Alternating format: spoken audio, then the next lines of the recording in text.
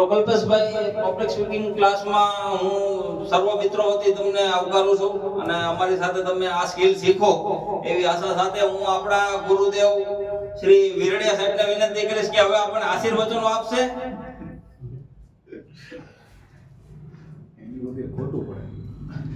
So thank you very much. એક વખત જોરદાર ક્લેપિંગ તમારા બધા માટે. તમારે શું કરવાનું છે તો કે તમારા વિડિયોઝ છે એ તમારે જાતે જોવાના છે, બરાબર છે? એમાંથી 5 મિસ્ટેક્સ તમારે જાતે ઓબ્ઝર્વ કરવાના છે, બરાબર છે? કે તમે જે વિડીયોમાં તમે જે કંઈ બી સ્ટોરી કીધી છે કે તમે જે કંઈ બી વાત કીધી છે તો એમાં તમને શું 5 મિસ્ટેક દેખાય છે, તો એક વખત આજે સાંજે જોવાનું છે અને જે કંઈ બી 2-3 મિસ્ટેક દેખાય એ નોટ ડાઉન કરી લેવાની છે. એક વખત સવારના સમયમાં જોવાનું છે અને એક વખત આવતીકાલે પાછું બપોર પછી જોવાનું છે. 3 વખત જોવાનું છે, પણ 3 વખત અલગ અલગ ટાઈમે જોવાનું છે. આનું રિઝલ્ટ શું છે તો કે દર વખતે તમે જ્યારે અલગ માઇન્ડસેટ સાથે બેઠા હશો ને ત્યારે તમને નવી મિસ્ટેક દેખાશે. આપણે છે ને એક ચિત્ર દોરતા હોય, ખબર છે? ચિત્ર દોરીએ વળી ઘૂસીએ, વળી દોરીએ વળી ઘૂસીએ, પછી એમ થાય કે ચાલો ને હવે સવારે જ દોરશું તો વધારે મજા આવશે. સમજ્યા? એટલે કહેવાનો મતલબ કે જ્યારે તમે અલગ અલગ ટાઈમે જોશો ત્યારે તમને એમાંથી ઘણી બધી મિસ્ટેક્સ ઓબ્ઝર્વ થશે.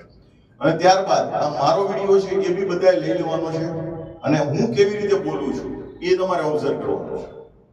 માની લો કે હું સ્પેસિફિકલી અમુક કોમન મિસ્ટેક્સ બતાવું તો ઘણા બધા લોકો સ્પીડમાં બોલતા હતા. તમારી જે સ્પીડ હતી બોલવાની એ થોડીક વધારે હતી. બીજું કે તમારું જે માઇક છે દૂર હતું આટલે હતું. તમારો અવાજ છે એ તમારે જાતે એડજસ્ટ કરતા શીખવાનો છે. તમને એમ લાગે કે હું અહીંયા પકડીને બોલું છું પણ તમારો અવાજ જો તમને પોતાને જ નથી સંભળાતો, ઇટ મીન્સ કે ઓડિયન્સને ના જ સંભળાય. સમજાણું? એટલે એ માઇકમાં ડિસ્ટન્સ રાખવું એ તમારે જાતે ઓબ્ઝર્વ કરતા શીખવાનું. મેં ઓબ્ઝર્વ કર્યું કે હું આટલે પકડું ને તો જ મારો અવાજ સ્પેસિફિકલી કમ્પ્લીટ જાય છે. તો તમારે માઇક છે આટલા ડિસ્ટન્સ સાથે જ પકડવાનું છે. પછી તમે આમ પકડો, તમારી ટેવ હોય આવી રીતે પકડવાની, તો નોટ પોસિબલ. તમારા જે વાત છે જે ઇમ્પેક્ટ પડવી જોઈએ એ પડશે નહીં. એટલે હંમેશા માઇકનું ડિસ્ટન્સ છે એને બી તમારે ઓબ્ઝર્વ કરતા શીખવાનું છે, મારે કેટલું ડિસ્ટન્સ મેન્ટેન રાખવાનું છે. અને બીજું કે આપણે બધા હજી થોડુંક વાંચનની બહુ જ જરૂરિયાત છે. તમારી પાસે જે શબ્દો ઘટે છે, તમે બોલતા પછી માઇક મૂકી દો છો કે હવે અહીંયા શું બોલું, એ તમને આ વિડીયોમાં દેખાશે. તમારા જે વિડીયોઝ હશે ને એને ધ્યાનથી તમે બધા જ વિડીયો તમારે જોવાના છે. તો એ શબ્દો ઘટે છે એના માટેનું એક જ બ્રહ્માસ્ત્ર છે, તમારે થોડુંક લાઉડલી વાંચવું પડશે. પુસ્તકો લાઉડલી વાંચવા પડશે, બરાબર છે? સો બાકી બધાનું ઘણું સારું પરફોર્મન્સ હતું અને આવતીકાલે બી સેમ 5 મિનિટનો ટોપિક રહેશે, બરાબર છે? અને આવતીકાલનો જે ટોપિક છે, બરાબર, આજે આપણે સોશિયલ મીડિયા ઉપર બોલ્યા છે, બરાબર છે?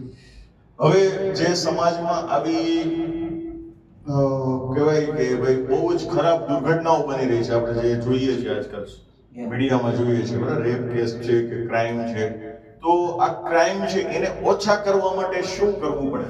હવે આપણે મગજ લગાવવાનું છે. તો આ ક્રાઇમને આપણે ઓછા કરવા હોય તો સરકારે શું ઇનિશિયેટિવ લેવું પડે, જનતાનો શું રોલ હોઈ શકે છે, એના વિશે તમારે એક્સપ્લેનેશન કરવાનું છે 5 minutes. Okay? So thank you very much. એક વખત જોરદાર ક્લેપિંગ તમારા બધા માટે. તો વિરડિયા સરે ખૂબ સરસ રજૂઆત કરી અને આપણને ઘણું બધું શીખવ્યું છે. તો એ બદલ એમનો ખૂબ આભાર અને એમને તાળીઓ વધાવીશું. તો અનિવાર્ય સંજોગોના કારણે, વરસાદના કારણે આપણે જમણવાર બંધ રાખ્યું છે. તો બધા સૌની ઘરે જઈ અને ભોજન લેશે અને સેલ્ફી મૂકી દેશે. એ બદલ થેન્ક યુ. બરાબર. જો એક એન્કર તરીકે આવો પ્રેઝન્સ ઓફ માઇન્ડ તમારી પાસે હોવો જોઈએ કે તમે લાઈવ માંથી કંઈક ઉઠાવી શકો, બરાબર છે?